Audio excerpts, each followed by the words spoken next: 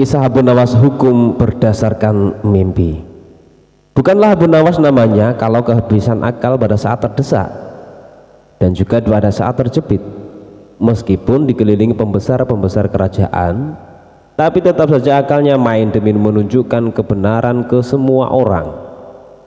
Salah satu kisahnya adalah ketika Abu Nawas harus menghentikan sepak terjang sang hakim yang tidak adil sama sekali, yaitu hukum berdasarkan mimpi. Pada suatu sore, Abu Nawas tampak sedang mengajar murid-muridnya dan datanglah dua orang tamu yang datang ke rumahnya. Yang pertama adalah wanita penjual qahwah, sedangkan yang satunya adalah seorang pemuda berkebangsaan Mesir. Wanita tua itu berkata hanya beberapa kata saja, kemudian diteruskan oleh pemuda Mesir. Setelah mendengar pengaduan mereka, Abu Nawas menyuruh murid-muridnya untuk menutup kitab mereka.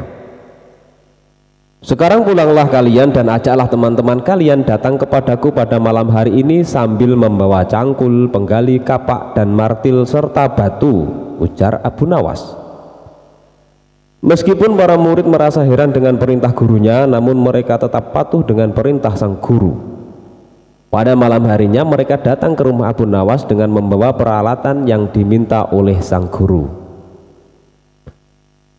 Pada malam tiba, lalu Abu Nawas memerintahkan mereka untuk merusak rumah Tuan Qadi yang baru saja terpilih. Abu Nawas juga menegaskan bahwa mereka harus merobohkan rumah tersebut. Bahkan kalau ada yang menghalangi, haruslah mereka lawan. Setelah mendapatkan arahan dari Abu Nawas, para muridnya langsung menuju rumah Tuan Qadi. Mereka menghancurkan rumah Tuan Qadi dengan kalap. Masyarakat sekitar yang melihat ulah mereka merasa heran, dan mereka tidak berani mencegah sama sekali. Melihat rumahnya dirusak, Tuan Qadi marah besar namun tak berdaya. Siapa yang menyuruh kalian merusak rumahku? Guru kamu, Tuan Abu Nawas. Apakah betul? Iya, jawab murid-murid Abu Nawas. Dasar Abu Nawas provokator, orang gila. Besok pagi aku akan melaporkannya kepada Baginda, teriak Tuan Qadi penuh amarah. Dan benar saja pada keesokan harinya Tuan Qadi mengadukan kejadian malam itu, sehingga Abu Nawas dipanggil agar menghadap sang raja. Baginda raja menanyakan apa alasan Abu Nawas melakukan perusakan tersebut. Namun bukan Abu Nawas jika tidak memiliki jawaban yang unik. Dijelaskan oleh Abu Nawas bahwa dia melakukan pengerusakan karena beberapa hari yang lalu bermimpi, dan di dalam mimpi tersebut Tuan Qadi memintanya untuk merusak rumahnya karena ingin rumah yang baru. Lalu sang raja menanyakan bagaimana Abu Nawas dapat hukum hanya berdasarkan mimpi saja. Mendengar pertanyaan itu, Abu Nawas dengan tenang menjawab, hamba juga memakai hukum Tuan Qadi yang baru ini, tuanku. Mendengar perkataan Abu Nawas, seketika wajah Tuan Qadi menjadi pucat. Dia hanya terdiam 1000 bahasa saja. Hai Qadi, benarkah engkau mempunyai hukum seperti itu? Tanya sang raja. Tapi Tuan Qadi tiada menjawab. Wajahnya nampak pucat dan tubuhnya gemetaran karena takut. Kemudian Abu Nawas diminta untuk menjelaskan dengan tenang. Abu Nawas kemudian menceritakan bahwa ada seorang pemuda Mesir datang dengan harta melimpah ruah. Namun kemudian dia bermimpi menikah dengan anak Tuan Qadi. Dia memberikan mas kawin yang sangat banyak. Lalu mimpi itu cepat menyebar dan sampai ke telinga Tuan Qadi. Lalu Tuan Qadi memanfaatkan mimpi itu dengan meminta harta pemuda itu untuk mas kawin anaknya. Padahal itu hanyalah mimpi belaka. Sedang menurut Tuan Qadi itu harus dilakukan, sehingga pemuda itu pun akhirnya jatuh miskin. Setelah cross-check dengan mendatangkan pemuda Mesir itu, akhirnya raja sadar jika Qadi yang ditunjuknya itu adalah orang yang zalim. Kemudian raja memberikan hukuman mengambil harta Qadi dan diberikan kepada pemuda Mesir tersebut. Lalu kemudian Tuan Qadi dijebloskan ke dalam penjara karena telah berbuat zalim dan menyalahgunakan wewenang.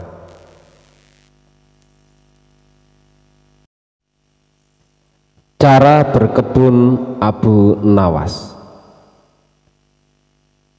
Dia ingin berkebun tanpa harus bersusah payah sibuk mencangkul karena sudah dicangkulkan orang lain secara gratis. Ibaratnya diam itu pasti, mungkin itulah istilahnya.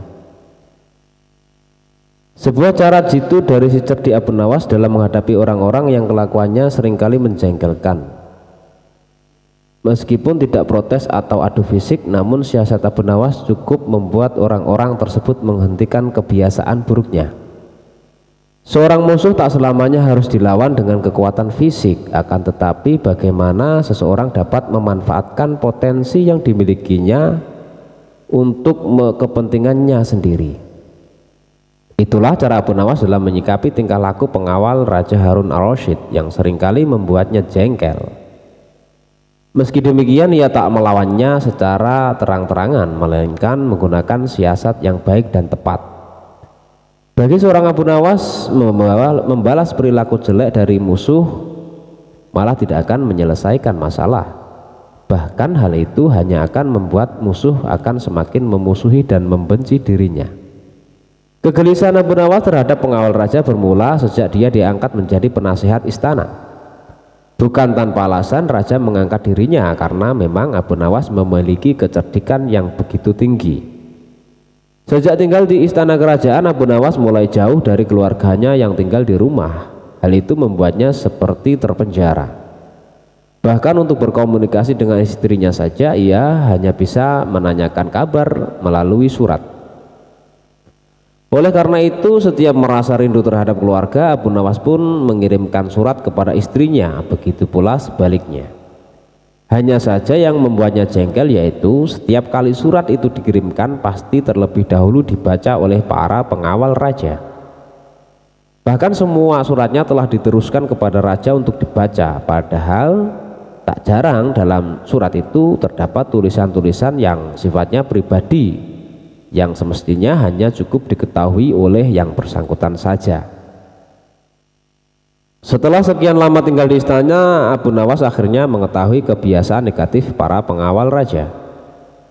Para pengawal raja yang seringkali melakukan tindakan tersebut dengan seenaknya saja akhirnya dibuat malu oleh Abu Nawas. Pada suatu hari Abu Nawas menerima surat dari istrinya yang mengatakan, "Suamiku, kapan saatnya kita menanam di kebun kita?" tanya istrinya. Abu Nawas pun bergegas membalas surat istrinya tersebut. "Janganlah sekali-kali menanam di kebun, karena di situ aku menyimpan rahasia negara," tulis Abu Nawas di suratnya. Jawaban Abu Nawas singkat dan sederhana saja.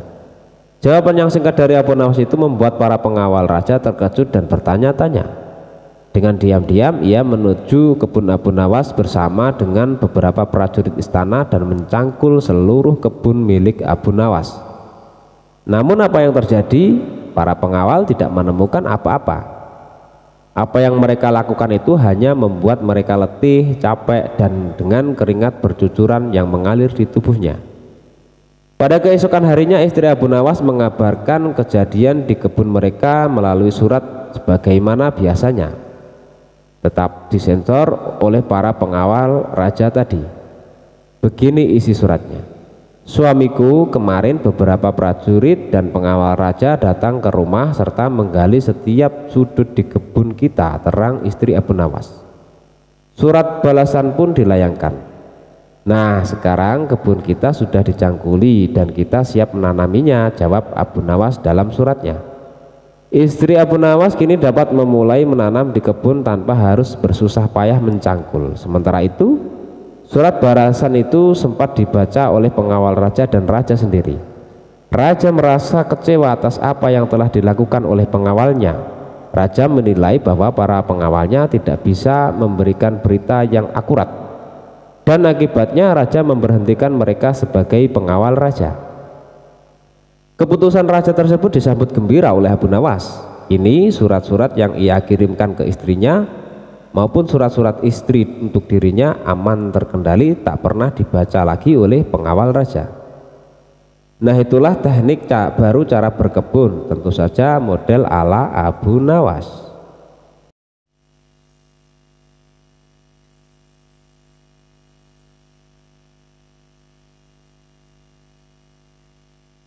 Kisah telur beranak.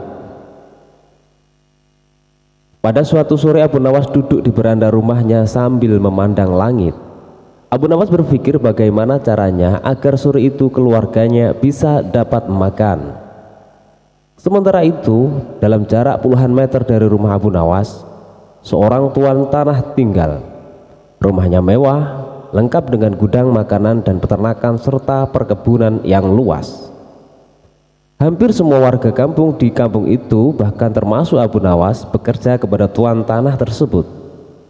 Namun, tuan tanah itu memiliki sifat yang sangat kikir serta tamak. Tuan tanah itu mendengar berita bahwa Abu Nawas memiliki keahlian yang unik. Apabila meminjam sesuatu akan dikembalikan secara lebih dengan alasan beranak. Seperti meminjam seekor ayam, maka akan dikembalikan 2 karena ayam itu beranak. Tuan tanah lalu mencari cara agar Abu Nawas segera meminjam uang darinya. Kebetulan pada sore itu Abu Nawas ingin meminjam berupa 3 butir telur.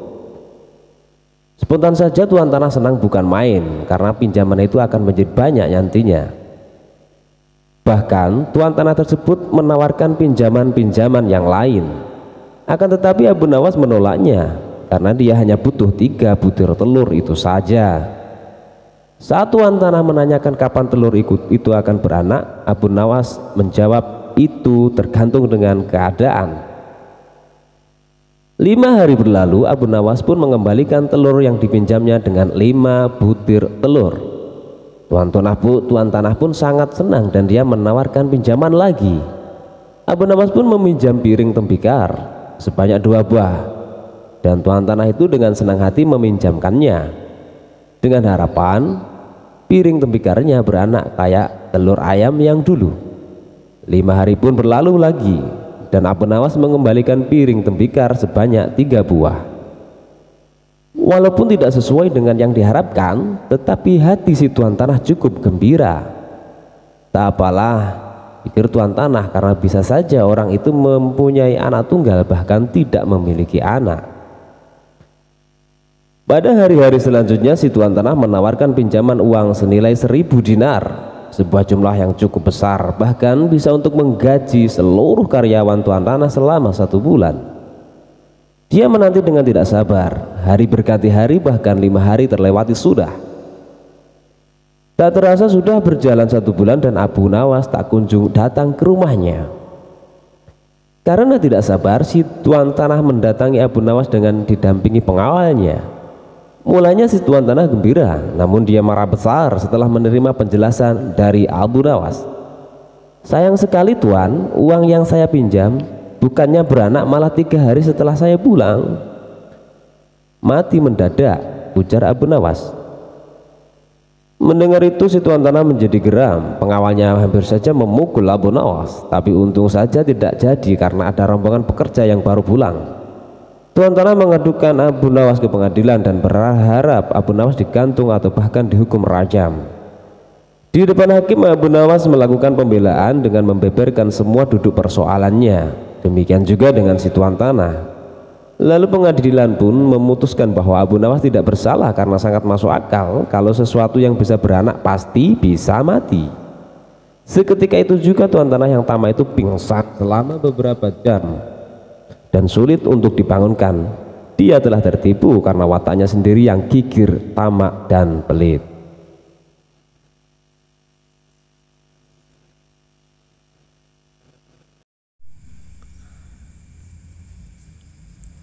Abu Nawas mengemban tugas yang berat dari sang raja. Abu Nawas belum kembali, kata istrinya. Ia bersama seorang pendeta dan seorang ahli yoga sedang melakukan pengembaraan suci. Padahal saat ini Baginda amat membutuhkan bantuan Abu Nawas. Beberapa hari terakhir ini Baginda merencanakan membangun istana di awang-awang, karena sebagian dari raja-raja negeri sahabat telah membangun bangunan-bangunan yang sangat luar biasa. Baginda tidak ingin menunggu Abu Nawas lebih lama lagi. Beliau mengutus beberapa orang kepercayaannya untuk mencari Abu Nawas. Mereka tidak berhasil menemukan Abu Nawas karena Abu Nawas ternyata sudah berada di rumah ketika mereka baru saja berangkat. Abu Nawas menghadap Baginda Raja Harun ar-Rasyid. Baginda amat riang. Saking gembiranya, beliau mengajak Abu Nawas bergurau. Setelah saling tukar-menukar cerita-cerita lucu, lalu Baginda mulai mengutarakan rencananya. Aku sangat ingin membangun istana di awang-awang agar aku lebih terkenal di antara raja-raja yang lain. Adakah kemungkinan keinginanku itu terwujud, wahai Abu Nawas? Tidak ada yang tidak mungkin dilakukan di dunia ini, Paduka yang mulia, kata Abu Nawas berusaha mengikuti arah pembicaraan Baginda. Kalau menurut pendapatmu hal itu tidak mustahil diwujudkan, maka aku serahkan sepenuhnya tugas ini kepadamu, kata Baginda dan dengan merasa puas. Abu Nawas terperanjat. Ia menyesal telah mengatakan kemungkinan mewujudkan istana di awang-awang. Tetapi nasi telah menjadi bubur. Kata-kata yang telah terlanjur didengar oleh Baginda tidak mungkin ditarik kembali. Baginda memberi waktu Abu Nawas beberapa minggu. Rasanya tak ada yang lebih berat bagi Abu Nawas kecuali tugas yang diembannya sekarang. Jangankan membangun istana di langit, membangun sebuah gubuk kecil pun sudah merupakan hal yang mustahil dikerjakan. Hanya Tuhan saja yang mampu melakukannya, begitu gumam Abu Nawas.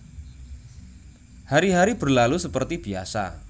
Tak ada yang dikerjakan Abu Nawas kecuali memikirkan bagaimana membuat Baginda merasa yakin kalau yang dibangun itu benar-benar istana di langit. Seluruh ingatannya dikerahkan dan dihubung-hubungkan. Abu Nawas bahkan berusaha menjangkau masa kanak-kanaknya, sampai ia ingat bahwa dulu ia pernah bermain layang-layang.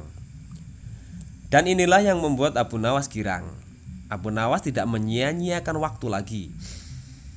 Ia bersama beberapa kawannya merancang layang-layang raksasa berbentuk persegi 4.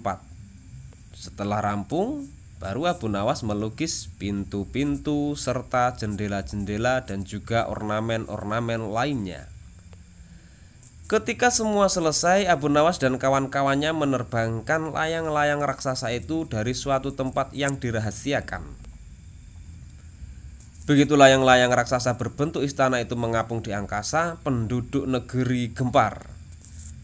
Baginda Raja girang bukan kepalang. Benarkah Abu Nawas berhasil membangun istana di langit? Dengan tidak sabar beliau didampingi beberapa orang pengawal bergegas menemui Abu Nawas. Abu Nawas berkata dengan bangga, Paduka yang mulia, istana pesanan Paduka telah rampung. Wah, engkau benar-benar hebat, wahai Abu Nawas, kata Baginda memuji Abu Nawas. Terima kasih, wahai Baginda yang mulia, kata Abu Nawas. Lalu bagaimana caranya aku ke sana? Tanya Baginda. Dengan tambang, Paduka yang mulia, kata Abu Nawas. Kalau begitu siapkan tambang itu sekarang. Aku ingin segera melihat istanaku dari dekat, kata Baginda tidak sabar. Maafkan hamba, Paduka yang mulia, hamba kemarin lupa memasang tambang itu, sehingga seorang kawan hamba tertinggal di sana dan tidak bisa turun, kata Abu Nawas. Bagaimana dengan engkau sendiri, Abu Nawas? Dengan apa engkau turun ke bumi? Tanya Baginda. Dengan menggunakan sayap, Paduka yang mulia, kata Abu Nawas dengan bangga. Kalau begitu buatkan aku sayap supaya aku bisa terbang ke sana, kata Baginda. Paduka yang mulia, sayap itu hanya bisa diciptakan dalam mimpi, kata Abu Nawas menjelaskan. Engkau berani mengatakan aku gila sepertimu? Tanya Baginda sambil melotot. Iya Baginda, kurang lebih seperti itu, jawab Abu Nawas tangkas. Apa maksudmu? Tanya Baginda lagi. Baginda tahu bahwa membangun istana di awang-awang adalah pekerjaan yang mustahil dilaksanakan, tetapi Baginda tetap menyuruh hamba mengerjakannya. Sedangkan hamba juga tahu bahwa pekerjaan itu mustahil dikerjakan, tetapi hamba tetap menyaguhi titah Baginda yang tidak masuk akal itu. kata Abu Nawas berusaha meyakinkan Baginda. Tanpa menoleh, Baginda Raja kembali ke istana diiringi oleh para pengawalnya. Abu Nawas berdiri sendirian sambil memandang ke atas melihat istana terapung di awang-awang. Sebenarnya siapa di antara kita yang gila? Tanya Abu Nawas mulai jengkel. Hamba kira kita berdua sama-sama tidak waras, jawab raja dengan tegasnya.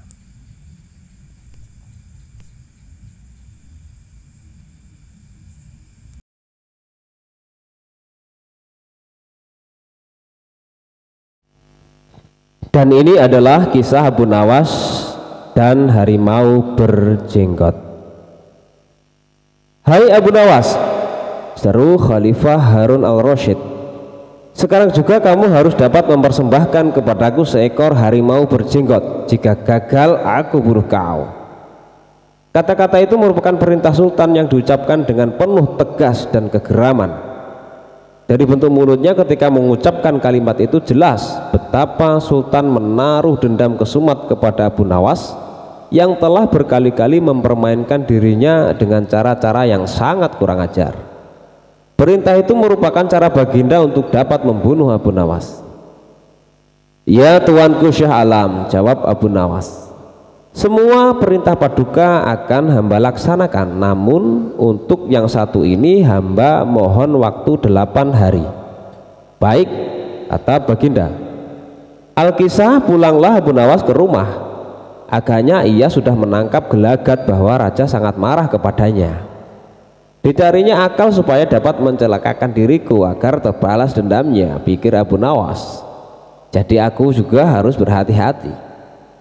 Sesampainya di rumah, dipanggilnya 4 orang tukang kayu dan disuruhnya membuat kandang macan. Hanya dalam waktu 3 hari kandang itu pun sudah siap. Kepada istrinya ia berpesan agar menjamu orang yang berjenggot yang datang ke rumah.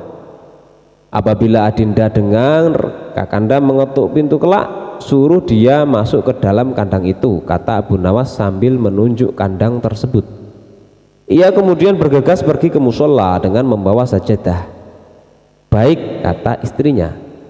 Hai Abu Nawas, tumben kamu salat di sini, bertanya imam dan penghulu musola itu. Sebenarnya saya mau menceritakan hal ini kepada orang lain, tapi kalau tidak kepada tuan penghulu, kepada siapa lagi saya mengadu, jawab Abu Nawas. Tadi malam saya ribut dengan istri saya, itu sebabnya saya tidak mau pulang ke rumah. Pucuk dicinta, ulam pun tiba, pikir penghulu itu.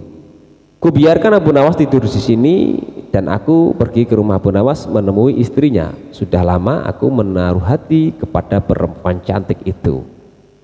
Hai Abu Nawas, kata si penghulu, bolehkah aku menyelesaikan perselisihanmu dengan istrimu itu? Silahkan, jawab Abu Nawas. Hamba sangat berterima kasih atas kebaikan hati tuan. Maka pergilah penghulu ke rumah Abu Nawas dengan hati bunga-bunga dan dengan wajah berseri-seri. Diketuknya pintu rumah Abu Nawas. Begitu pintu terbuka, ia langsung mengambil istri Abu Nawas dan diajak duduk bersanding. Hai Adinda, katanya, apa gunanya punya suami jahat dan melarat? Lagi pula Abu Nawas hidupnya tak karuan. Lebih baik kamu jadi istriku, kamu dapat hidup senang dan tidak kekurangan suatu apapun. Baiklah kalau keinginan tuan demikian, jawab istri Abu Nawas. Tak berapa lama kemudian terdengar pintu diketuk orang. Ketukan itu membuat penghulu belingsatan. Kemana aku harus bersembunyi? Ia bertanya kepada nyonya rumah. Tuan penghulu, jawab istri Abu Nawas, silahkan bersembunyi di dalam kandang itu. Ia lalu menunjuk kandang yang terletak di dalam kamar Abu Nawas. Tanpa pikir panjang lagi, penghulu itu masuk ke dalam kandang itu dan menutupnya dari dalam. Sedangkan istri Abu Nawas segera membuka pintu sambil menengok ke kiri kanan. Abu Nawas masuk ke dalam rumah. Hai Adinda, apa yang ada di dalam kandang itu? Tanya Abu Nawas. Tidak ada apa-apa, jawab istrinya. Apa putih-putih itu? Tanya Abu Nawas. Lalu dilihatnya penghulu itu gemetar karena malu dan ketakutan. Setelah 8 hari Abu Nawas memanggil 8 kuli untuk memikul kandang itu ke istana. Di Baghdad orang-orang gempar ingin melihat harimau berjenggot. Seumur hidup jangankan melihat, mendengar harimau berjenggot pun belum pernah. Kini Abu Nawas malah dapat seekor. Mereka terheran-heran akan kehebatan Abu Nawas. Tetapi begitu dilihat penghulu di dalam kandang, mereka tidak bisa bilang apa-apa selain mengiringi kandang itu sampai ke istana hingga menjadi arak-arakan yang panjang. Si penghulu malu bukan main, arang di muka kemana hendak disembunyikan. Tidak lama kemudian sampailah iring-iringan itu ke dalam istana. "Hai Abu Nawas, apa kabar?" tanya Baginda Sultan. "Apa kamu sudah berhasil mendapatkan harimau berjenggot?" "Dengan berkat dan doa tuanku, alhamdulillah hamba berhasil," jawab Abu Nawas. Maka dibawalah kandang itu ke Baginda Raja. Ketika Baginda hendak melihat harimau tersebut, si penghulu memalingkan mukanya ke arah lain dengan muka merah padam karena malu. Akan tetapi kemanapun ia menoleh, ke situ pula Baginda memelototkan matanya. Tiba-tiba Baginda menggeleng-gelengkan kepala dengan takjub, sebab menurut penglihatan beliau yang ada di dalam kandang itu adalah penghulu musola. Abu Nawas buru-buru menimpali, "Ya tuanku, itulah harimau berjenggot." Tapi Baginda tidak cepat tanggap. Beliau termenung sesaat. Kenapa penghulu dikatakan harimau berjenggot? Tiba-tiba Baginda bergoyang ke kiri dan ke kanan seperti orang berdoa. Oh penghulu. "Ya tuanku Syah Alam," kata Abu Nawas, "perlukah hamba memberitahukan kenapa hamba dapat menangkap harimau berjenggot ini di rumah hamba sendiri?" Ya, ujar Baginda sambil menoleh ke kandang itu dengan mata berapi-api. "Ya, aku maklum sudah." Bukan main murka Baginda kepada penghulu itu, sebab ia yang semestinya menegakkan hukum, ia pula yang melanggar dan ia telah berkhianat. Baginda segera memerintahkan penggawa mengeluarkan penghulu dari kandang dan diarak ke keliling pasar. Setelah sebelumnya dicukur segi empat agar diketahui oleh seluruh rakyat betapa aibnya orang yang berkhianat. Dan ini adalah kisah Abu Nawas dan kisah 6 ekor lembu yang pandai bicara. Pada suatu hari Sultan Harun al-Rasyid memanggil Abu Nawas menghadap ke istana. Kali ini Sultan ingin menguji kecerdikan Abu Nawas. Sesampainya di hadapan Sultan, Abu Nawas pun menyembah dan Sultan bertitah, "Hai Abu Nawas, aku menginginkan 6 ekor lembu berjenggot yang pandai bicara. Bisakah engkau mendatangkan mereka dalam waktu seminggu? Kalau gagal, akan aku penggal lehermu." "Baiklah tuanku Syah Alam, hamba junjung tinggi titah tuanku." Semua penggawa istana yang hadir pada saat itu mereka berkata dalam hati, "Mampuslah kau Abu Nawas." Abu Nawas bermohon diri dan pulang ke rumah. Begitu sampai di rumah, ia duduk berdiam diri merenungkan keinginan Sultan. Seharian ia tidak keluar rumah sehingga membuat tetangga heran. Ia baru keluar rumah persis setelah seminggu kemudian, yaitu batas waktu yang diberikan Sultan kepadanya. Ia segera menuju kerumunan orang banyak lalu ujarnya, "Hai orang-orang muda, hari ini hari apa?" Orang-orang yang menjawab benar akan dia lepaskan, tetapi orang-orang yang menjawab salah akan ia tahan. Dan ternyata tidak ada seorang pun yang menjawab dengan benar. Tak ayal Abu Nawas pun marah-marah kepada mereka. "Begitu saja kok tidak bisa menjawab? Kalau begitu mari kita menghadap Sultan Harun al-Rasyid untuk mencari tahu kebenaran yang sesungguhnya." Keesokan harinya balairung istana Baghdad dipenuhi warga masyarakat yang ingin tahu kesanggupan Abu Nawas membawa 6 ekor lembu berjenggot. Sampai di depan Sultan Harun al-Rasyid, ia pun mengaturkan sembah dan duduk dengan khidmat. Lalu Sultan berkata, "Hai Abu Nawas, mana lembu berjenggot yang pandai bicara itu?" Tanpa banyak bicara, Abu Nawas pun menunjuk ke 6 orang yang telah dibawanya. "Inilah mereka tuanku Syah Alam." "Hai Abu Nawas, apa yang kau tunjukkan kepadaku itu?" "Ya tuanku Syah Alam, tanyalah pada mereka hari apa sekarang," jawab Abu Nawas. Ketika Sultan bertanya, ternyata orang-orang itu memberikan jawaban berbeda-beda. Maka berujarlah Abu Nawas, jika mereka manusia tentunya tahu hari ini hari apa, apalagi jika tuanku menanyakan hari yang lain, akan tambah pusinglah mereka. Manusia atau hewankah mereka ini? Inilah lembu berjenggot yang pandai bicara itu, tuanku. Sultan heran melihat Abu Nawas pandai melepaskan diri dari ancaman hukuman, maka Sultan pun memberikan hadiah 5.000 dinar kepada Abu Nawas.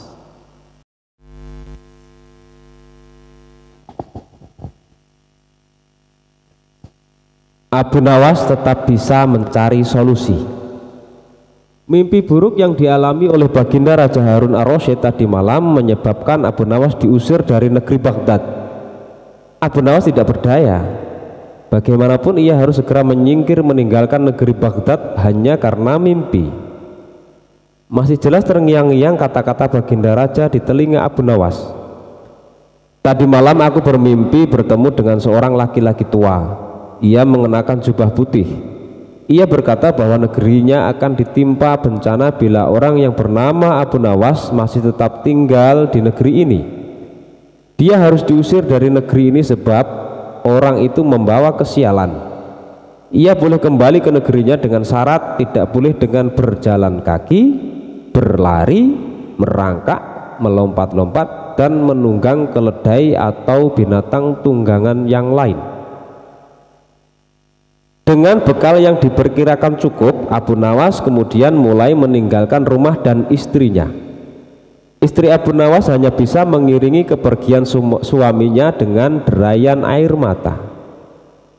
Sudah 2 hari penuh Abu Nawas mengendarai keledainya. Bekal yang dibawanya pun mulai.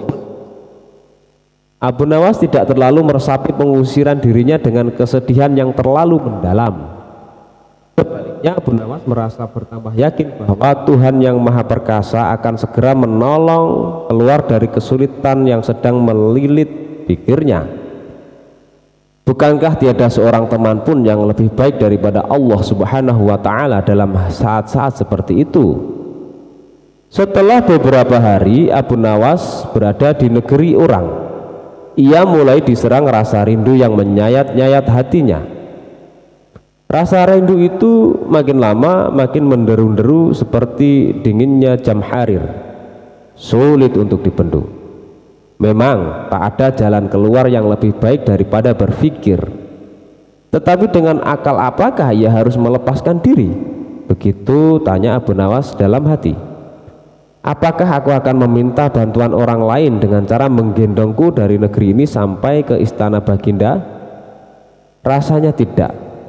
Tidak akan ada seorang pun yang sanggup melakukannya. Aku harus bisa menolong diriku sendiri tanpa melibatkan orang lain, pikir Abu Nawas. Pada hari ke-19 Abu Nawas menemukan cara yang tidak termasuk larangan Baginda Raja Harun ar-Rasyid. Setelah segala sesuatunya dipersiapkan, Abu Nawas berangkat menuju ke negerinya sendiri. Perasaan rindu dan senang menggumpal jadi satu. Kerinduan yang selama ini melecut-lecut semakin menggila karena Abu Nawas sudah tahu semakin dekat dengan kampung halaman. Mengetahui Abu Nawas bisa pulang kembali, penduduk negeri gembira. Desas-desus tentang kembalinya Abu Nawas segera menyebar secepat bau semerbak bunga yang menyerbu hidung. Kabar kepulangan Abu Nawas juga sampai ke telinga Baginda Raja Harun al-Rasyid. Baginda juga merasa gembira mendengar berita itu, tetapi dengan alasan yang sama sekali berbeda. Rakyat gembira melihat Abu Nawas pulang kembali karena mereka mencintainya. Sedangkan Baginda Raja gembira mendengar Abu Nawas pulang kembali karena beliau merasa yakin kali ini pasti Abu Nawas tidak akan bisa mengelak dari hukuman. Namun Baginda amat sangat kecewa dan merasa terpukul melihat cara Abu Nawas pulang ke negerinya. Baginda sama sekali tidak pernah membayangkan kalau Abu Nawas ternyata bergelayut di bawah perut keledai, sehingga Abu Nawas terlepas dari sanksi hukuman yang akan dijatuhkan karena memang tidak bisa dikatakan telah melanggar larangan Baginda Raja karena Abu Nawas tidak mengendarai keledai.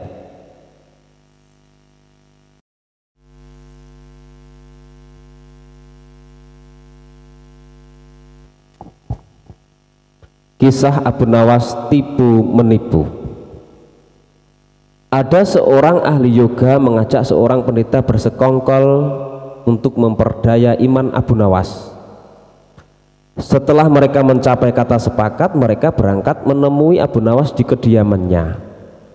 Ketika mereka datang, Abu Nawas sedang melakukan sholat duha. Setelah dipersilahkan masuk oleh istri Abu Nawas, mereka langsung masuk dan menunggu sambil berbincang-bincang santai. Seusai sholat, Abu Nawas menyambut mereka. Abu Nawas dan para tamunya pun bercakap-cakap sejenak. Kami sebenarnya ingin mengajak engkau melakukan pengembaraan suci. Kalau engkau tidak keberatan, bergabunglah bersama kami, kata ahli yoga. Dengan senang hati. Lalu kapan rencananya? Tanya Abu Nawas polos.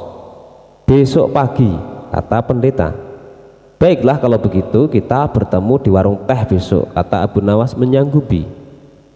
Hari berikutnya mereka berangkat bersama. Abu Nawas mengenakan jubah seorang sufi, ahli yoga, dan pendeta memakai seragam keagamaan mereka masing-masing. Di tengah jalan mereka mulai diserang rasa lapar karena mereka memang sengaja tidak membawa bekal. Hai Abu Nawas, bagaimana kalau engkau saja yang mengumpulkan derma guna membeli makanan untuk kita bertiga? Karena kami akan mengadakan kebaktian, kata pendeta. Tanpa banyak bicara, Abu Nawas berangkat mencari dan mengumpulkan derma dari dusun satu ke dusun yang lain. Setelah derma terkumpul, Abu Nawas membeli makanan yang cukup untuk 3 orang. Abu Nawas kembali ke pendeta dan ahli yoga dengan membawa makanan. Karena sudah tak sanggup menahan rasa lapar, Abu Nawas berkata, mari segera kita bagi makanan ini sekarang juga. Jangan sekarang, kami sedang berpuasa, kata ahli yoga. Tetapi aku hanya menginginkan bagianku saja, sedangkan bagian kalian terserah pada kalian, kata Abu Nawas menawarkan jalan keluar. Aku tidak setuju, kita harus seirama dalam berbuat apapun, kata pendeta. Betul, aku pun tidak setuju karena waktu makanku besok pagi aku baru akan berbuka, kata ahli yoga. Bukankah aku yang engkau jadikan alat pencari derma, dan derma itu sekarang telah kutukar dengan makanan ini. Sekarang kalian tidak mengizinkan aku mengambil bagian sendiri. Itu tidak masuk akal, kata Abu Nawas mulai merasa jengkel. Namun begitu pendeta dan ahli yoga tetap bersikeras tidak mengizinkan Abu Nawas mengambil bagian yang menjadi haknya.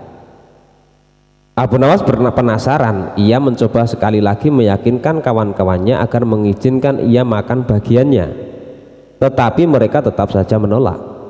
Abu Nawas benar-benar merasa jengkel dan marah, namun Abu Nawas tidak memperlihatkan sedikit pun kejengkelan dan kemarahannya.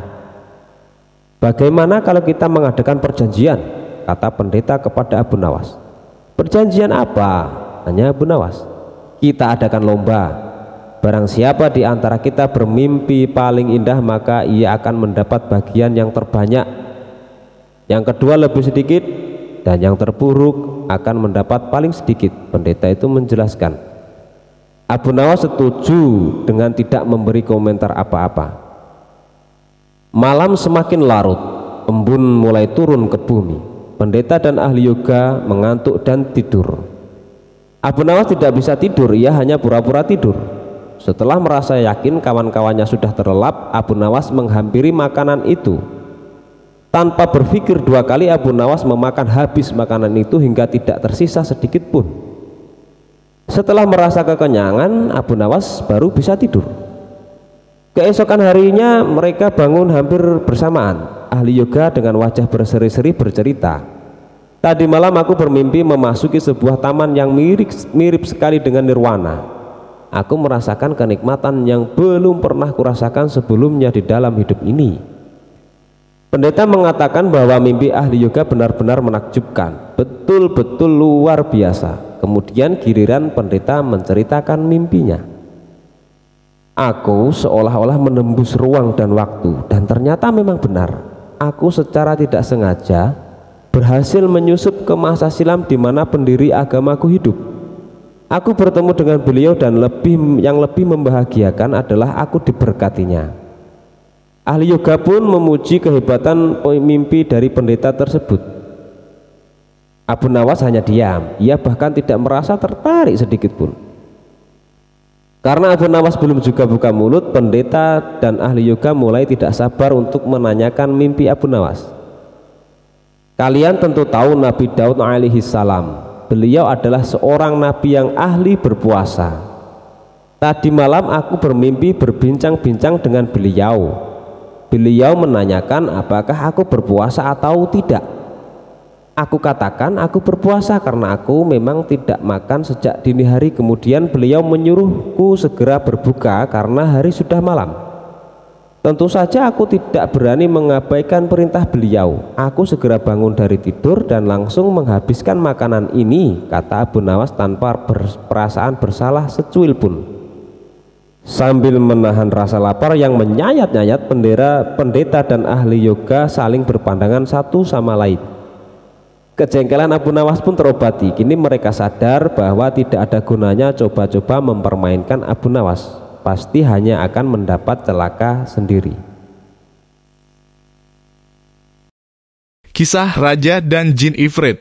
Dengarlah wahai Ifrit, dahulu kala di sebuah negeri bernama Souman di daratan Persia ada seorang raja bernama Raja Yunani. Beliau sangat kaya raya dan terkenal dengan keberaniannya. Sayang dia menderita penyakit kusta yang tidak kunjung sembuh. Puluhan tabib telah dipanggilnya, namun tidak ada satu obat pun yang bisa menghilangkan kusta dari tubuhnya. Suatu hari datanglah di negeri itu seorang tabib bernama Duban. Dia sudah mendalami berbagai ilmu dari Yunani kuno sampai Yunani modern, dari Persia hingga Syria. Dia ahli dalam pengobatan maupun astrologi. Keahliannya membuat kagum tabib-tabib lainnya dan juga para ilmuwan. Ketika tabib Duban mendengar tentang penyakit yang diderita Raja Yunani, dia bermaksud untuk mencoba mengobatinya. Maka dipelajarilah kembali berbagai buku untuk mencari obat yang paling manjur. Esoknya dia menghadap Raja Yunani. Setelah memberikan penghormatan, disampaikanlah maksud kedatangannya, yaitu untuk mengobati penyakit kusta raja. Tuanku, saya dengar bahwa belum ada satu tabib pun yang bisa menyembuhkan penyakit Paduka. Jika Paduka mengizinkan, insya Allah saya bisa menyembuhkannya tanpa obat ataupun salep. Katanya, bagaimana caranya?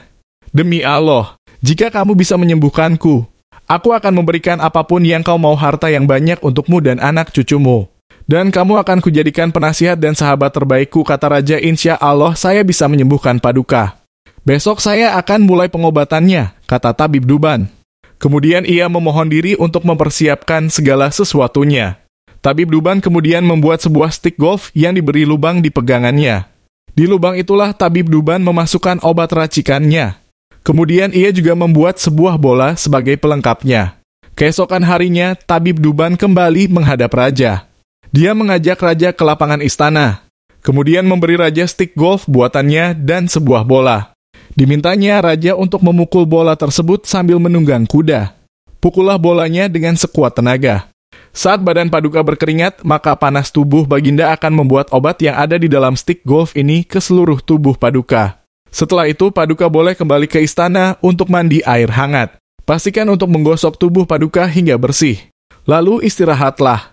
Insya Allah besok penyakit Baginda akan sembuh, katanya. Raja Yunani lalu melakukan semua saran tabib Duban. Ketika raja terbangun keesokan paginya, dia melihat bahwa kulitnya telah halus. Tidak ada tanda-tanda bahwa dia pernah menderita kusta. Kulitnya putih bersih tanpa noda. Raja sangat bersuka cita. Dia segera memerintahkan utusan untuk menjemput tabib Duban ke istana. Sambil berkali-kali mengucapkan rasa terima kasihnya, raja memberikan berkantung-kantung emas, lusinan pakaian-pakaian mewah, dan hadiah-hadiah lainnya. Sesuai janjinya, raja juga mengangkat tabib Duban menjadi penasihat pribadinya dan mendudukannya di samping singgasananya. Di antara pejabat kerajaan, ada seorang wazir yang menaruh benci terhadap tabib Duban. Dia cemburu dengan semua perhatian dan kebaikan raja terhadap tabib Duban. Suatu hari sang wazir menghadap raja secara pribadi.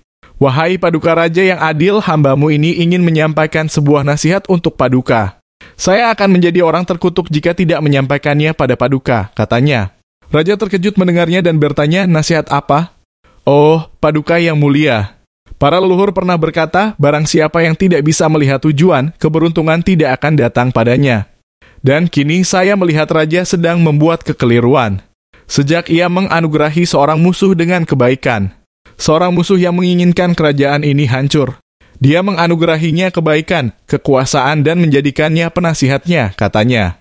Siapakah teman yang kau maksud itu? Tanya raja. Paduka, tentu saja yang saya maksud adalah penasihat Paduka, Tabib Duban. Kata wazir, dia adalah teman terbaikku, kata raja. Dan dialah yang telah menyembuhkan penyakit yang tidak bisa disembuhkan oleh tabib lain. Karena dialah aku bisa menyingkirkan rasa malu yang dulu menderaku karena penyakitku. Aku tidak akan menemukan orang sehebat dia di seluruh negeri. Tapi kenapa kau menentangnya? Aku telah memerintahkan pegawaiku untuk memberikannya gaji 1.000 keping emas setiap bulannya, dan bahkan jika aku memberikan sebagian kerajaanku padanya, masih tidak akan cukup mewakili rasa terima kasihku. Oh tuanku, bagaimana kau yakin bahwa dia tidak menipumu? Sesungguhnya aku mengatakan hal ini karena rasa baktiku padamu, kata wazir. Benarkah tidak ada maksud lain dari perkataanmu ini, wahai wazir? Aku takut kau melakukan ini karena rasa cemburu. Jika aku mengikuti nasihatmu, aku takut aku akan menyesal seperti seorang suami yang membunuh burung kakak tuanya. Aku akan menceritakan kisahnya padamu, kata raja. Maka, oh Ifrit, raja pun memulai ceritanya.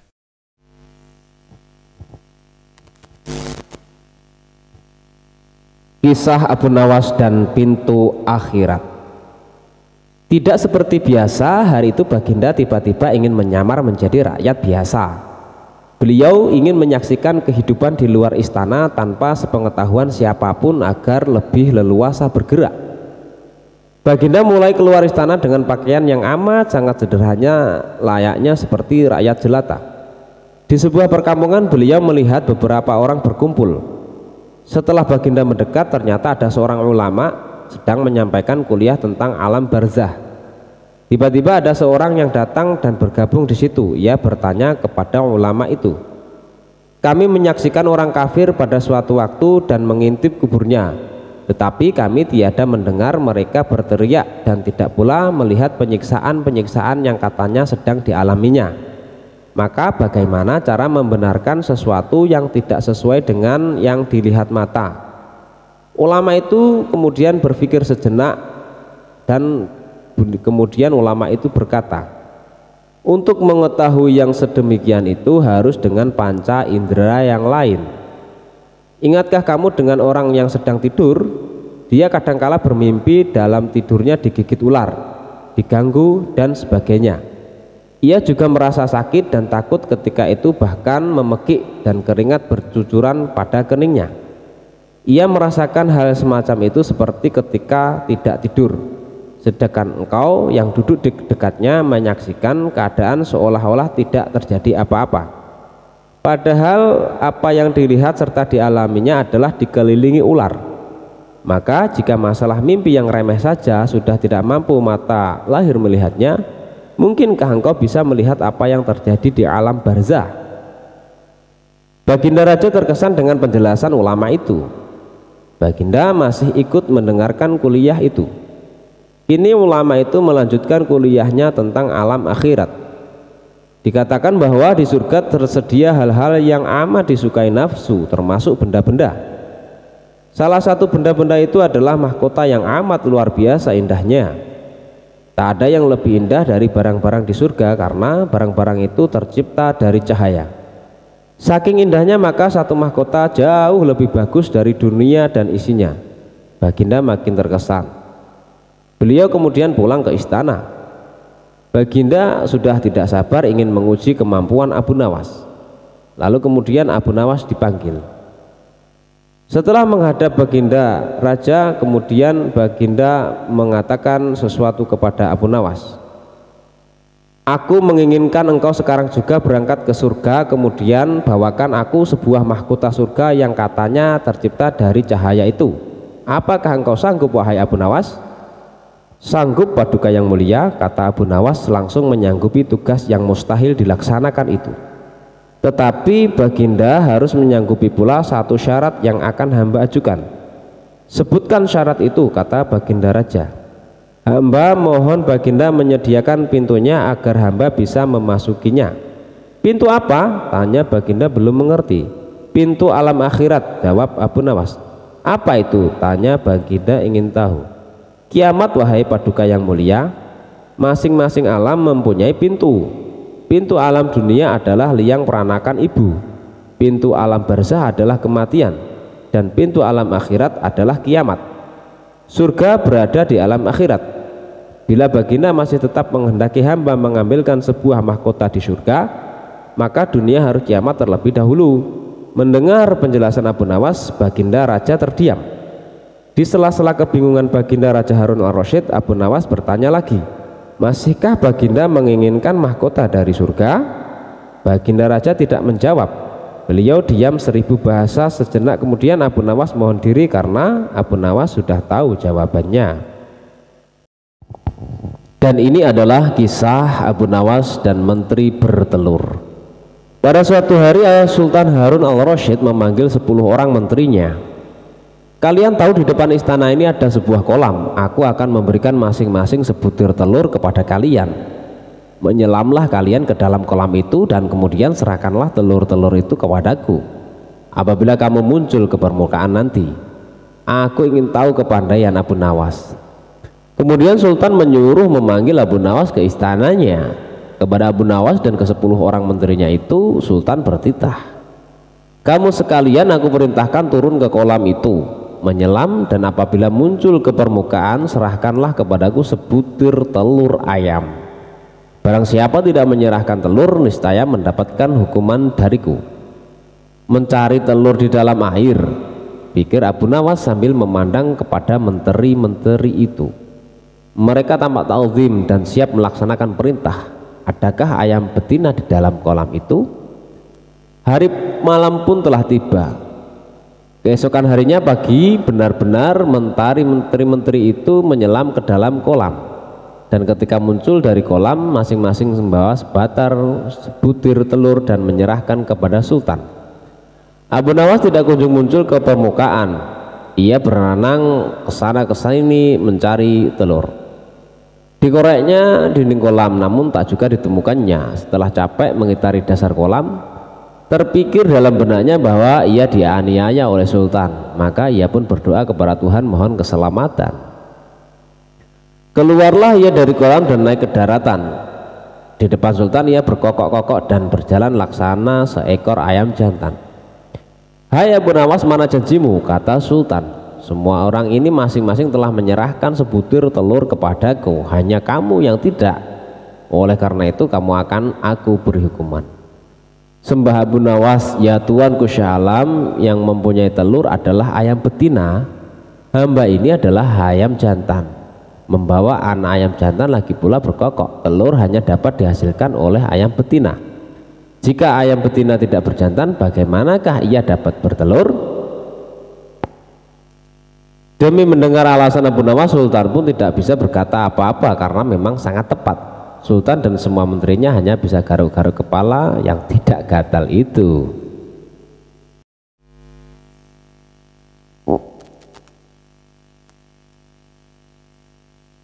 Kisah Abu Nawas dan pesan bagi hakim. Bapaknya Abu Nawas adalah seorang penghulu kerajaan Baghdad bernama Maulana. Pada suatu hari bapaknya Abu Nawas yang sudah tua itu sakit parah dan akhirnya meninggal dunia. Abu Nawas dipanggil ke istana. Ia diperintah oleh Sultan untuk mengubur jenazah bapaknya itu sebagaimana adat Syekh Maulana. Apa yang dilakukan Abu Nawas hampir tiada bedanya dengan Kadi Maulana, baik mengenai tata cara memandikan jenazah hingga mengkafani, menyolati dan mendoakannya. Maka Sultan bermaksud mengangkat Abu Nawas menjadi kadi atau penghulu menggantikan kedudukan bapaknya. Namun demi mendengar rencana sang Sultan, tiba-tiba saja Abu Nawas yang cerdas itu nampak berubah menjadi gila. Usai upacara pemakaman bapaknya, Abu Nawas mengambil batang pohon pisang dan diperlakukannya seperti kuda. Ia menunggang kuda dari batang pisang itu sambil berlari-lari dari kuburan bapaknya menuju rumahnya. Orang yang melihat menjadi terheran-heran dibuatnya. Pada hari yang lain ia mengajak anak-anak kecil dalam jumlah yang cukup banyak untuk pergi ke makam bapaknya. Dan di atas makam bapaknya itu ia mengajak anak-anak bermain rebana dan bersuka cita. Kini semua orang semakin heran atas kelakuan Abu Nawas itu. Mereka menganggap bahwa Abu Nawas sudah menjadi gila karena ditinggal mati oleh bapaknya. Pada suatu hari ada beberapa orang utusan dari Sultan Harun al-Rasyid datang menemui Abu Nawas. "Hai Abu Nawas, kau dipanggil Sultan untuk menghadap ke istana," kata wazir utusan Sultan. "Buat apa Sultan memanggilku? Aku tidak ada keperluan dengannya," jawab Abu Nawas dengan entengnya seperti tanpa beban. "Hai Abu Nawas, kau tidak boleh berkata seperti itu kepada rajamu." "Hai wazir, kau jangan banyak cakap. Cepat ambil ini kudaku dan mandikan di sungai supaya bersih dan segar," kata Abu Nawas sambil menyodorkan sebatang pohon pisang yang dijadikan kuda-kudaan. Si wazir hanya menggeleng-gelengkan kepala melihat kelakuan Abu Nawas. "Abu Nawas, kau mau apa tidak menghadap Sultan?" kata wazir. "Katakan kepada rajamu, aku sudah tahu maka aku tidak mau," kata Abu Nawas. "Apa maksudnya Abu Nawas?" tanya wazir dengan rasa penasaran. "Sudah pergi sana, bilang saja begitu kepada rajamu," sergah Abu Nawas sembari menyaruk debu dan dilempar ke arah si wazir dan teman-temannya. Si wazir segera menyingkir dari halaman rumah Abu Nawas. Mereka melaporkan keadaan Abu Nawas yang seperti tak waras itu kepada Sultan Harun al-Rasyid. Dengan geram Sultan berkata, "Kalian bodoh semua. Hanya menghadapkan Abu Nawas kemari saja tidak becus. Ayo pergi ke sana, ke rumah Abu Nawas. Bawa dia kemari dengan sukarela ataupun dengan terpaksa." Si wazir segera mengajak beberapa prajurit istana dan dengan paksa Abu Nawas dihadirkan di hadapan raja. Namun lagi-lagi di depan raja Abu Nawas berlagak pilon. Bahkan tingkah lakunya ugal-ugalan tak selayaknya berada di hadapan seorang raja. "Abu Nawas, bersikaplah sopan," tegur Baginda. "Ya Baginda, tahukah Anda apa Abu Nawas?" "Baginda, terasi itu asalnya dari udang." "Kurang ajar, kau menghinaku Nawas." "Tidak Baginda, siapa bilang udang berasal dari terasi?" Baginda merasa dilecehkan. Ia naik pitam dan segera memberi perintah kepada para pengawalnya, "Hajar dia, pukul dia sebanyak 25 kali." Wah, Abu Nawas yang kurus kering itu akhirnya lemas tak berdaya dipukuli tentara yang bertubuh kekar. Usai dipukuli, Abu Nawas disuruh keluar istana. Ketika sampai di pintu gerbang kota, ia dicegat oleh penjaga. "Hai Abu Nawas, tempo hari ketika engkau hendak masuk ke kota ini, kita telah mengadakan perjanjian, bukan? Masa kau lupa pada janjimu itu? Jika engkau diberi hadiah oleh Baginda, maka engkau berkata, 'Aku bagi dua, engkau satu bagian, aku satu bagian.' Nah, sekarang mana bagianku itu? Hai penjaga pintu gerbang, apakah kau benar-benar menginginkan hadiah Baginda yang diberikan kepadaku tadi?" "Iya, tentu itu kan sudah merupakan perjanjian kita." "Baik, aku berikan semuanya, bukan hanya satu bagian." "Wah, ternyata kau baik hati sekali Abu Nawas. Memang harusnya begitu, kau kan sudah sering menerima hadiah dari Baginda." Tanpa banyak cakap lagi, Abu Nawas mengambil sebatang kayu yang agak besar, lalu orang itu dipukulinya sebanyak 25 kali. Tentu saja orang itu menjerit-jerit kesakitan dan menganggap Abu Nawas telah menjadi gila. Setelah penunggu gerbang kota itu kelenger, Abu Nawas meninggalkannya begitu saja. Ia terus melangkah ke rumahnya. Sementara itu si penjaga pintu gerbang mengadukan nasibnya kepada Sultan Harun al-Rasyid. "Ya Tuanku Syah Alam, ampun beribu ampun. Hamba datang kemari mengadukan Abu Nawas yang telah memukul hamba sebanyak 25 kali tanpa suatu kesalahan. Hamba mohon keadilan dari Tuanku Baginda." Baginda segera memerintah pengawal untuk memanggil Abu Nawas. Setelah Abu Nawas berada di hadapan Baginda, ia ditanya, "Hai Abu Nawas, benarkah kau telah memukuli penunggu pintu gerbang kota ini sebanyak 25 kali pukulan?" Berkata Abu Nawas, "Ampun tuanku, hamba melakukannya karena sudah sepatutnya dia menerima pukulan itu." "Apa maksudmu? Coba kau jelaskan sebab musababnya kau memukuli orang itu," tanya Baginda. "Tuanku," kata Abu Nawas, "hamba dan penunggu pintu gerbang ini telah mengadakan perjanjian bahwa jika hamba diberi hadiah oleh Baginda, maka hadiah tersebut akan dibagi dua, satu bagian untuknya, satu bagian untuk saya. Nah, pagi tadi hamba menerima hadiah 25 pukulan. maka saya berikan pula hadiah 25 pukulan kepadanya. Hai penunggu pintu gerbang, benarkah kau telah mengadakan perjanjian seperti itu dengan Abu Nawas? Tanya baginda. Benar tuanku, jawab penunggu pintu gerbang. Tapi hamba tiada mengira jika baginda memberikan hadiah pukulan. Dasar tukang peras, sekarang kena batunya kau, sahut baginda. Abu Nawas tiada bersalah, bahkan sekarang aku tahu bahwa penjaga pintu gerbang kota Baghdad adalah orang yang suka narget, suka memeras orang. Kalau kau tidak merubah kelakuan burukmu itu, sungguh aku akan memecat dan menghukum kamu. Ampun tuanku, sahut penjaga pintu gerbang dengan gemetar.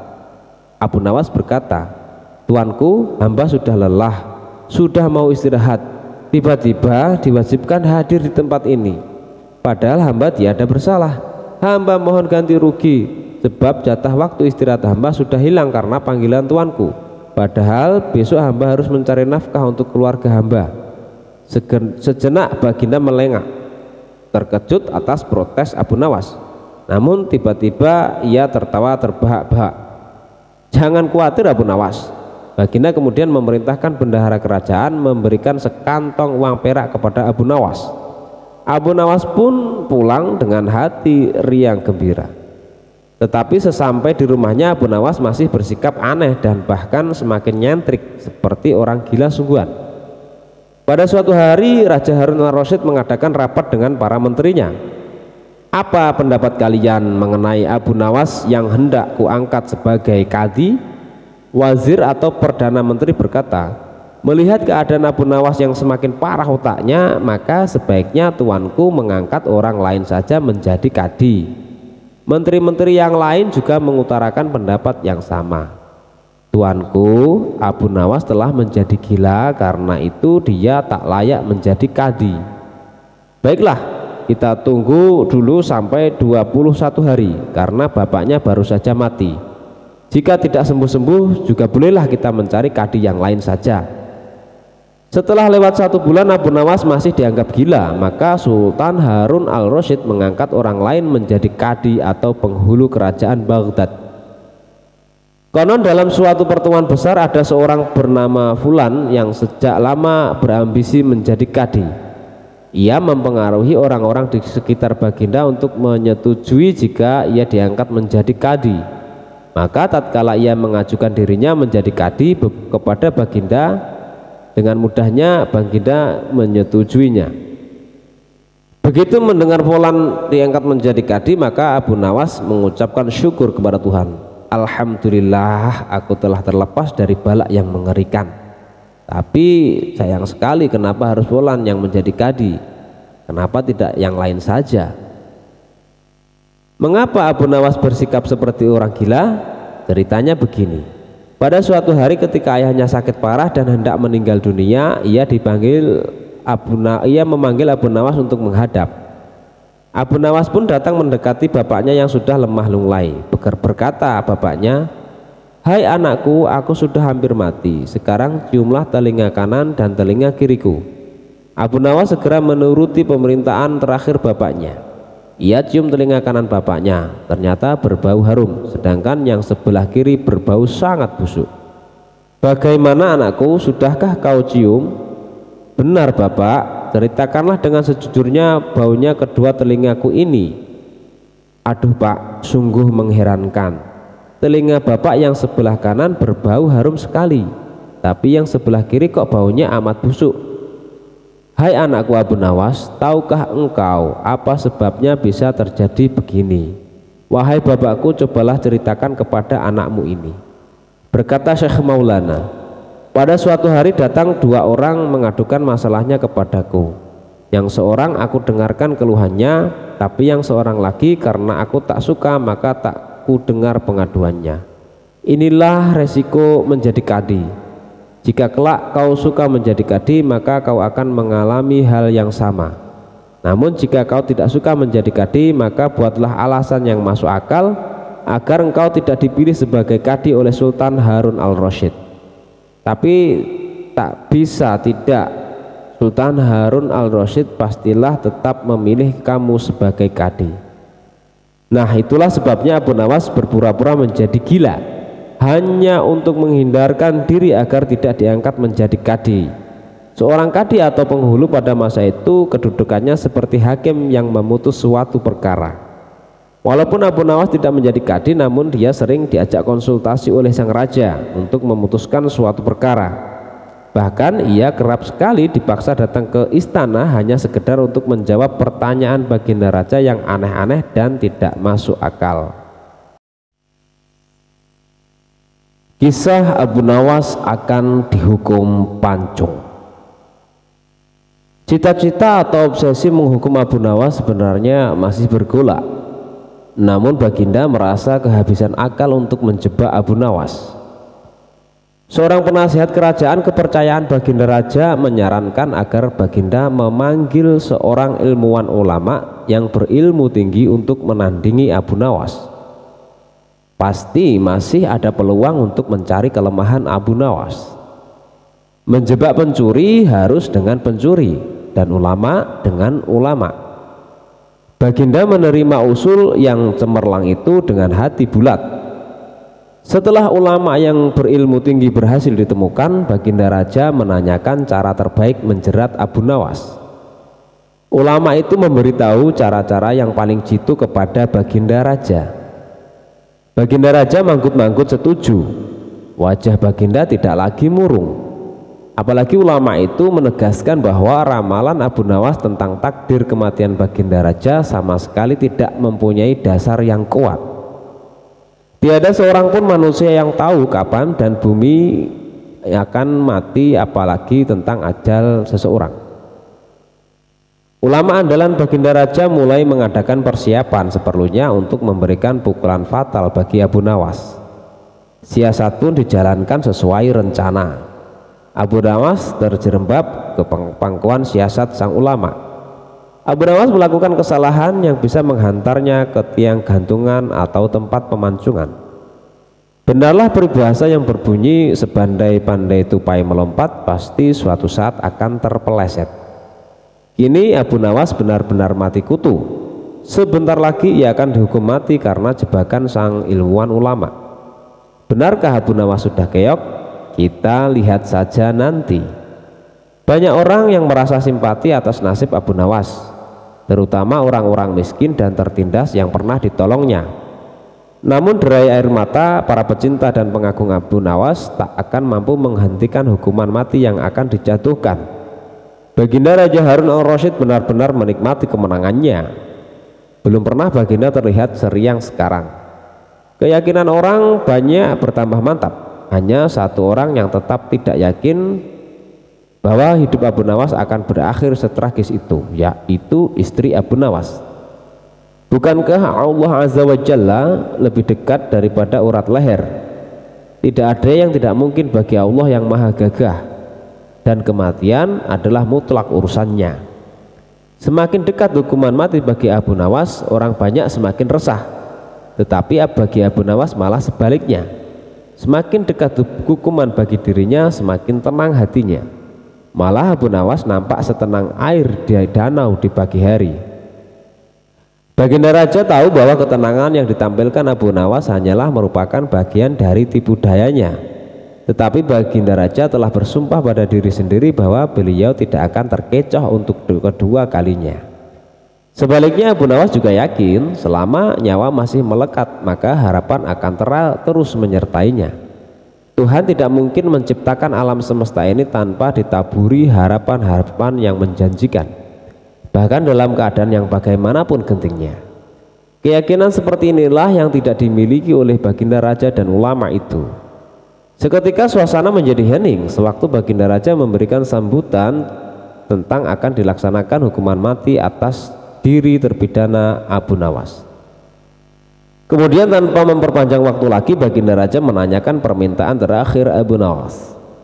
Dan pertanyaan inilah yang paling dinanti-nantikan Abu Nawas. Adakah permintaan yang terakhir? Ada paduka yang mulia, jawab Abu Nawas singkat. Sebutkan, kata baginda. Sudilah kiranya hamba diperkenankan memilih hukuman mati yang hamba anggap cocok, wahai baginda yang mulia, pinta Abu Nawas. Baiklah, kata baginda menyetujui permintaan Abu Nawas. Paduka yang mulia, yang hamba minta adalah bila pilihan hamba benar, hamba bersedia dihukum pancung. Tetapi jika pilihan hamba dianggap salah, maka hamba dihukum gantung saja, kata Abu Nawas memohon.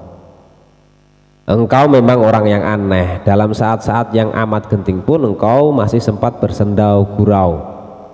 Tetapi ketahuilah bagiku segala tipu muslihatmu hari ini tak akan bisa membawamu kemana-mana, kata Baginda sambil tertawa. Hamba tidak bersenda gurau, Paduka yang mulia, kata Abu Nawas bersungguh-sungguh. Baginda makin terpingkal-pingkal, namun belum selesai Baginda Raja tertawa-tawa, Abu Nawas berteriak dengan nyaring, hamba minta dihukum pancung. Semua yang hadir kaget. Orang yang banyak belum mengerti mengapa Abu Nawas membuat keputusan itu. Tetapi kecerdasan otak Baginda Raja menangkap sesuatu yang lain, sehingga tawa Baginda yang semula berderai-derai mendadak terhenti. Kening Baginda berkenyit mendengar ucapan Abu Nawas. Baginda Raja tidak berani menarik kata-katanya karena telah disaksikan oleh ribuan rakyatnya. Beliau sudah terlanjur mengabulkan Abu Nawas menentukan hukuman mati yang paling cocok untuk dirinya. Kini kesempatan Abu Nawas membela diri. Baginda yang mulia, hamba tadi mengatakan bahwa hamba akan dihukum pancung. Kalau pilihan hamba benar, maka hamba dihukum gantung. Tetapi di manakah letak kesalahan pilihan hamba sehingga hamba harus dihukum gantung? Padahal hamba telah memilih hukuman pancung. Olah kata Abu Nawas memaksa Baginda Raja dan ulama itu tercengang. Benar-benar luar biasa otak Abu Nawas ini. Rasanya tidak ada lagi manusia pintar selain Abu Nawas di negeri Baghdad ini. Abu Nawas, aku mengampunimu, tapi sekarang jawablah pertanyaanku ini. Berapa banyakkah bintang di langit? Oh, gampang sekali tuanku. Iya, tapi berapa? 100 juta, 100 miliar? Tanya Baginda. Bukan tuanku, cuma sebanyak pasir di pantai. Kau ini, bagaimana bisa orang menghitung pasir di pantai? Bagaimana pula orang bisa menghitung bintang di langit? Kau memang penggeli hati, kau adalah pelibur lawaku. Abu Nawas, mulai sekarang jangan segan-segan. Sering-seringlah datang ke istanaku. Aku ingin selalu mendengar lelucon-leluconmu yang baru. Siap Baginda. Lalu Baginda memerintahkan bendahara kerajaan memberikan sekantong uang kepada manusia terlucu di negerinya itu. Kisah Abu Nawas lolos dari amukan sang istri. Diam-diam ternyata Abu Nawas memiliki istri yang sangat pencemburu. Pada saat Abu Nawas sering pulang larut malam, ia selalu marah-marah. Pada suatu hari Abu Nawas keluar rumah hingga larut malam. Hal itu pun membuat istrinya merasa gelisah dan emosi karena sudah berjam-jam menunggu di rumah. Ia pun tidak bisa tidur gara-gara Abu Nawas yang masih dalam tanda tanya. Bahkan istri Abu Nawas sudah menyiapkan suatu rencana untuk memarahi Abu Nawas ketika dia pulang nanti. Waktu pun sudah menunjukkan larut malam, begitu gelap. Namun Abu Nawas tetap saja tak kunjung kembali pulang. Tiba-tiba saja dalam kondisi yang seperti itu terdengar suara yang seperti orang hendak masuk dari jendela rumah yang terbuat dari kayu itu. Mendengar suara itu, istri Abu Nawas pun langsung siap siaga untuk melancarkan aksinya. Ia menuju jendela sambil memegang sepotong kayu berukuran lumayan besar. Ia berpikir bahwa Abu Nawas sengaja masuk rumah melalui jendela karena takut dimarahi olehnya. Tak lama kemudian masuklah seseorang melalui jendela yang ukurannya relatif kecil. Dalam kondisi yang sangat gelap, wajah orang tersebut tak kelihatan. Akan tetapi istri Abu Nawas yang sudah terlanjur tersulut emosinya langsung saja memukulkan kayu ke orang tersebut. Ia memukul secara membabi buta hingga membuat orang yang dikira suaminya itu jatuh tak berdaya. Ampun, ampun, ujar orang tersebut. Tentu saja karena pukulan yang membabi buta yang dilakukan oleh istri Abu Nawas tersebut membuat orang tadi terkapar di lantai. Istri Abu Nawas pun merasa sangat puas dengan tindakannya ini. Ia menganggap bahwa tindakannya setimpal atas kesalahan suaminya si Abu Nawas. Ayo cepat bangun, lain kali jangan diulangi lagi dengan pulang larut malam, kata istri Abu Nawas dengan nada membentak. Eits, setelah ditunggu beberapa menit, orang tersebut tak juga bangkit-bangkit. Maka mulailah istri Abu Nawas menjadi penasaran. Dalam pencahayaan yang kurang, ia mencoba melihat dengan seksama orang yang dipukulinya tadi. Betapa kagetnya istri Abu Nawas, ternyata orang itu bukanlah suaminya. Ia tak mengenali wajah orang yang dipukulinya. Dalam kondisi itu, istri Abu Nawas pun menyebut orang itu sebagai seorang pencuri dan berteriak dengan keras. Ada pencuri, tolong, tolong, teriak istri Abu Nawas. Kontan saja teriakan istri Abu Nawas tersebut membuat para warga berhamburan keluar untuk menangkap pencuri. Tak lama kemudian beberapa warga pergi ke rumah Abu Nawas. Mereka lantas meringkus pencuri yang sudah tidak berdaya di lantai. Para warga pun merasa kaget melihat kejadian itu. Ada seorang pencuri yang ditaklukkan oleh seorang wanita. Pencuri itu babak belur terkena pukulan dari istri Abu Nawas. Wah, hebat sekali, pencuri ini sampai terbaring tak berdaya di lantai. Mungkin butuh waktu berminggu-minggu agar bisa pulih kembali, kata salah satu warga. Maaf Pak, saya tak bermaksud menyakitinya, apalagi sampai separah itu. Hanya kekeliruan saja Pak, kata istri Abu Nawas. Keliru bagaimana? Tanya warga. Waktu itu ia masuk melalui jendela dapur. Saya kira suami saya yang baru pulang berpesta dengan teman-temannya, makanya saya langsung gebuk, jelas istri Abu Nawas. Tak berapa lama kemudian Abu Nawas pun datang di tengah-tengah mereka. Setelah mendengar cerita tentang seorang pencuri yang babak belur dihajar istrinya, ia pun tersenyum kecil dan bersyukur.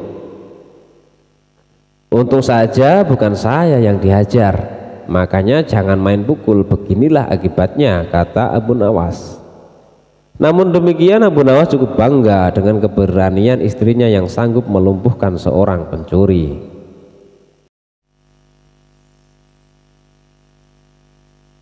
Abu Nawas mati. Baginda Raja pulang ke istana dan langsung memerintahkan para prajuritnya menangkap Abu Nawas. Tetapi Abu Nawas telah hilang entah kemana karena ia tahu sedang diburu para prajurit kerajaan. Dan setelah itu ia tahu bahwa para prajurit kerajaan sudah meninggalkan rumahnya. Abu Nawas baru berani pulang ke rumah. Suamiku, para prajurit kerajaan tadi pagi mencarimu. Ya istriku, ini urusan gawat. Aku baru saja menjual Sultan Harun ar-Rasyid menjadi budak. Apa? Raja ku jadikan budak?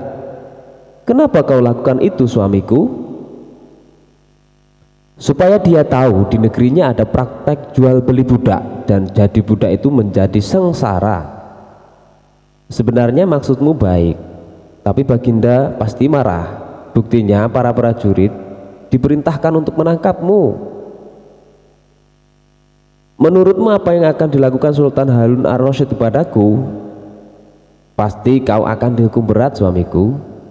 Wah gawat, aku akan mengerahkan ilmu yang kusimpan.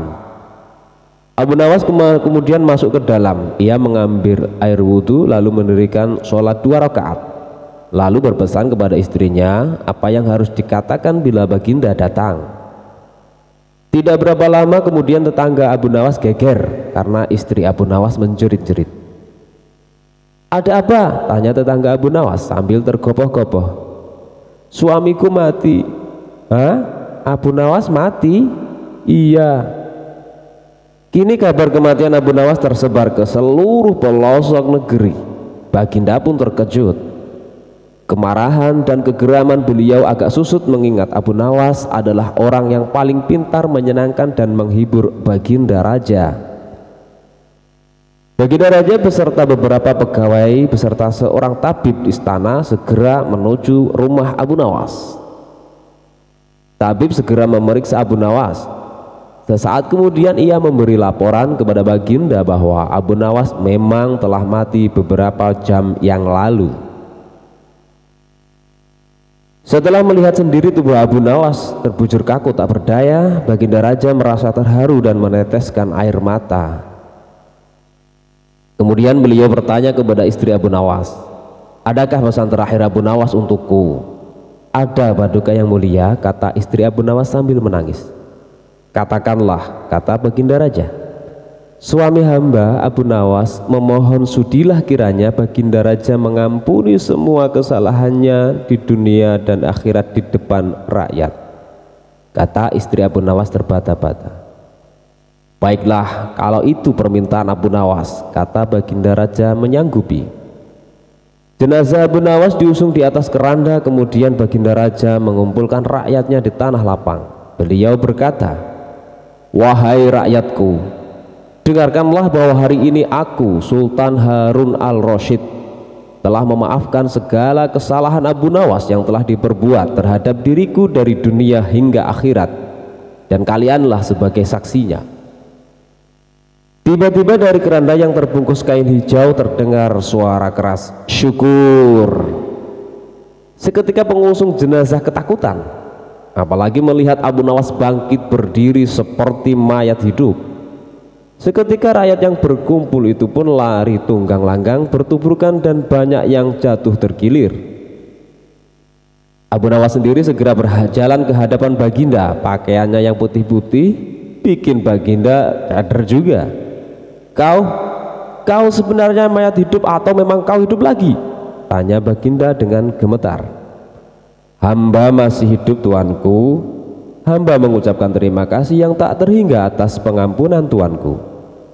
Jadi kau masih hidup? Iya Baginda.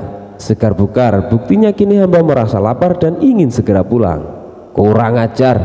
Ilmu apa yang kamu pakai wahai Abu Nawas? Ilmu dari Maha Guru Sufi, guru hamba yang sudah meninggal dunia. Ajarkanlah itu kepadaku. Tidak mungkin Baginda, hanya guru hamba yang mampu melakukannya. Hamba tidak bisa mengajarkannya sendiri. Dasar pelit. Baginda menggerutu kecewa dan kemudian pergi meninggalkan Abu Nawas kembali ke istananya.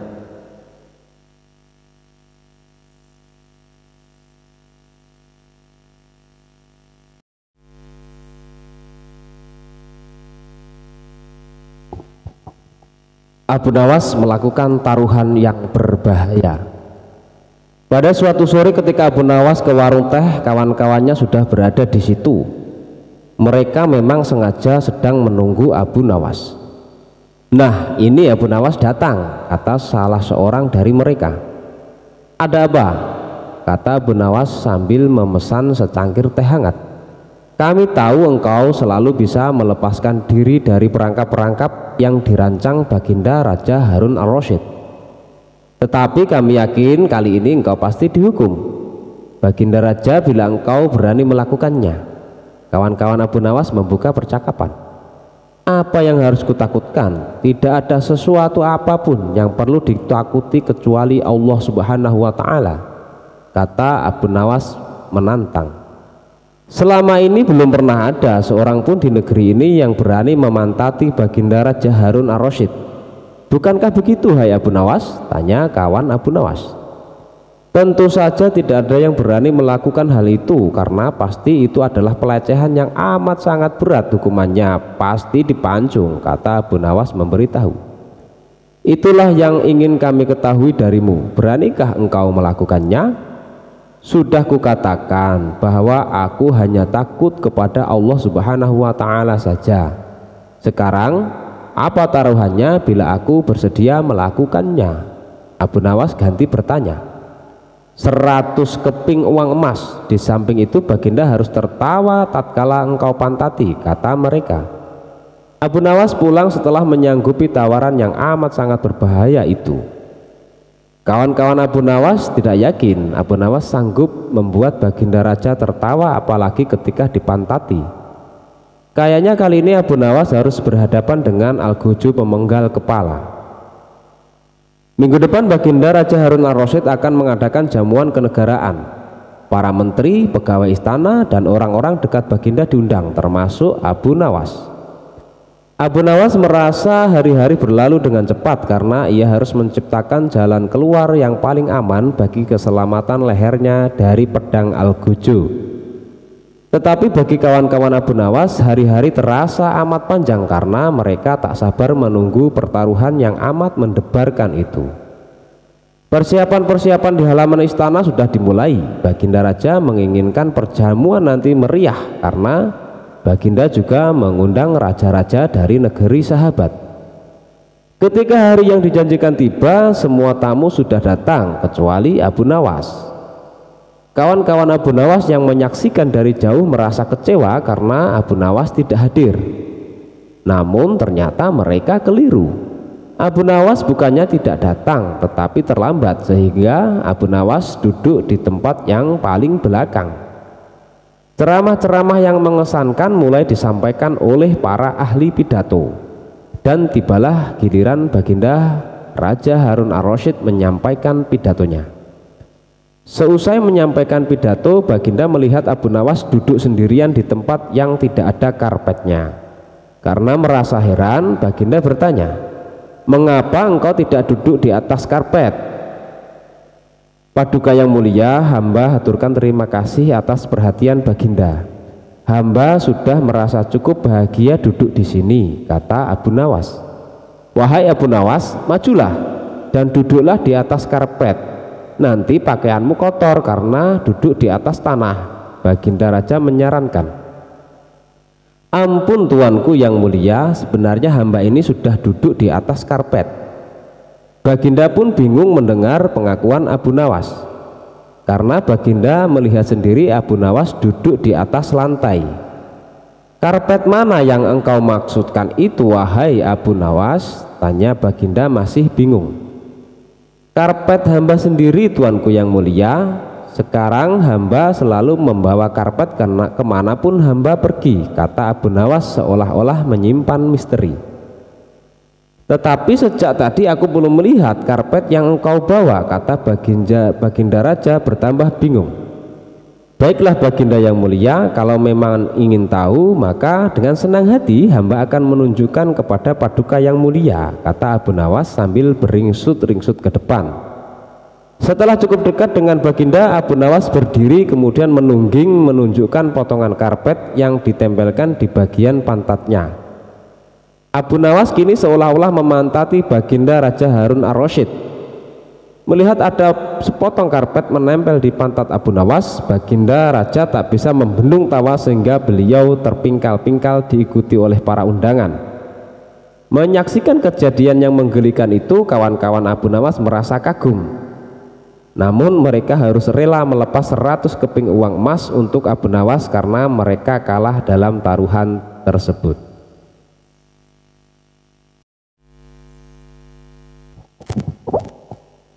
Kisah Abu Nawas dan cara menyadarkan pengemis. Pengemis itu tidak harus dibantu secara materi, tapi juga harus dibantu dengan memberikan pekerjaan agar dia nanti bisa mandiri dan meninggalkan sifat mengemis tersebut. Itulah salah satu perhatian Abu Nawas.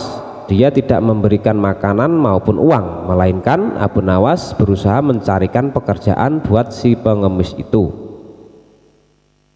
Kisahnya, pada suatu ketika Abu Nawas dikunjungi oleh seorang pengemis laki-laki. Pengemis itu meminta makanan karena sudah lama tidak makan. Namun Abu Nawas tidak memberikan sesuap nasi atau makanan lainnya yang sangat diharapkan oleh pengemis itu. Akan tetapi ia malah mengajukan beberapa pertanyaan semata. "Kenapa engkau mengemis? Apakah engkau tidak mempunyai pekerjaan?" tanya Abu Nawas. "Maaf tuan, saya sudah lama mencari pekerjaan tapi belum juga ada yang mau menerima saya bekerja," jawab pengemis itu. "Lalu apa engkau mau bekerja sekalipun pekerjaan itu berat?" tanya Abu Nawas. "Asalkan halal saya mau tuan," jawab si pengemis. Akhirnya Abu Nawas mengantarkan pengemis itu menemui sahabatnya, yaitu yang bernama Abu Wardah. Singkat cerita, pengemis itu diminta bekerja untuk mencabut rumput. Ternyata pengemis itu merupakan seorang pekerja yang sangat rajin dan tangkas.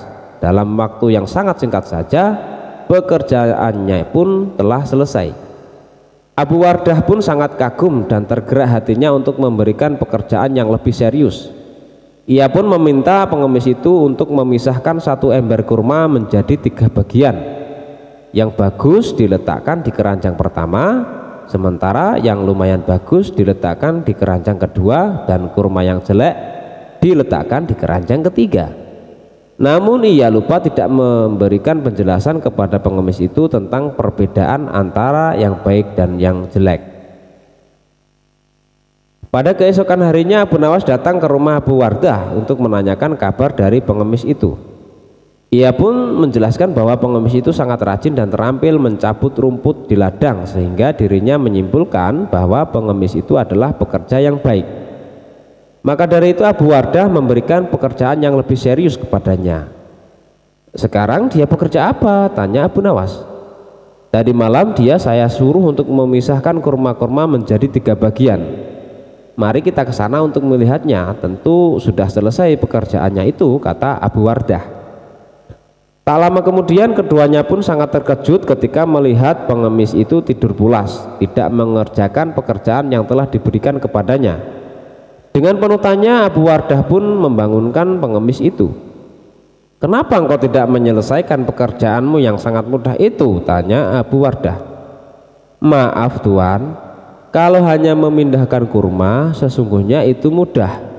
Yang sulit adalah membuat keputusan mana kurma yang baik, lumayan baik, dan jelek. Karena saya tidak diberitahu sebelumnya," jawab pengemis. "Sungguh itu tak terpikirkan olehku," kata Abu Wardah. Abu Nawas pun tersenyum melihat kejadian itu. Ia pun menegur Abu Wardah karena Abu Wardah hanya bisa memberikan tugas saja, tetapi dia tidak dapat mengajarinya dengan baik.